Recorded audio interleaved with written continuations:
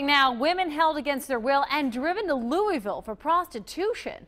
Tonight, a Cincinnati man admits to doing it. Christopher Heisley was arrested back in April. Police say he held up to 12 women at his house and would keep them locked up while he was away. He'll be sentenced next February and faces at least 15 years in prison. He'll also have to pay restitution to those 12 women.